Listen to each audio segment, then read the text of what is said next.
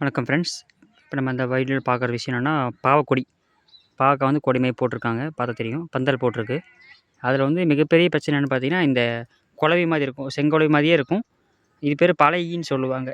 பார்த்தா தெரியும். ஜூம் பண்ணுறேன். இந்த இதுக்கு பின்னாடி வந்து கொடுக்கு மாதிரி சின்னதாக இருக்கும்.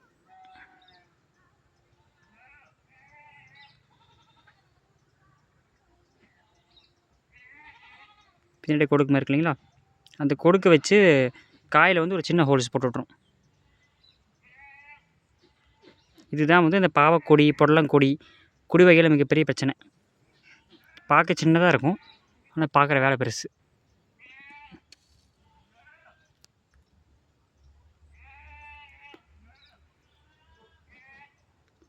அதில் பின்னாடி வந்து சின்ன கொடுக்கு மாதிரி இருக்கு இல்லைங்களா? அந்த கொடுக்க வச்சு சின்ன ஓட்டை போட்டு போயிடும். அதுக்கப்புறம் அதில் இருக்க சத்தை உறிஞ்சதுனால அப்புறம் அது புழு வச்சிரும். புழு வச்சு அதுக்கப்புறம் உங்களுக்கு அந்த புழுவே கூடைய முட்டையும் கூட வச்சு விட்ரும். அந்த புழு வச்சு அப்புறம் குஞ்சு பறித்து மொத்த பாவக்கொடியுமே அழிச்சிரும். இதுதான் மிகப்பெரிய பிரச்சனை. இப்போ டைம் சரியாக ஒரு 5-6 மணிக்கு எடுக்கிறோம் அந்த வீடியோ. ஒரு 5:30 மணிக்கு மேலே தான் அது வரும். பார்த்தா தெரியும். பறந்துட்டுருக்கு ஃபுல்லாக. இங்கே ஒன்று இருக்குது. பறந்துட்டுருக்கு. ஃபுல்லாக பறந்துட்டுருக்கிறது ஃபுல்லாக அதுதான். ஒரு 5-6 மணிக்கு மேலே அந்த கொடியில் தாக்கறக்கான வந்து வேலையை பார்க்க ஆரம்பிச்சிடும்.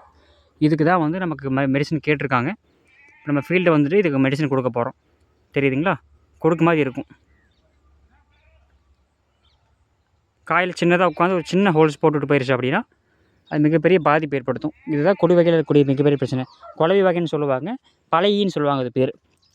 பறக்கிற வெரைட்டியாக இருக்கும். சின்னதாக கொடுக்கு வந்து பேக் சைடில் இருக்கும்.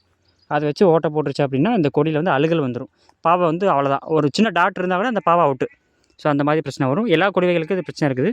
இதை கண்ட்ரோல் பண்ணுறதுக்கு நம்மகிட்ட வந்து பூச்சி வெரைட்டிக்கான மருந்து, பூச்சி கொல்லி கிடையாது, பூச்சி வெரைட்டிக்கான நமக்கு ஆர்கானிக் மெடிசன் நம்மகிட்ட ஆல்ரெடி இருக்குது.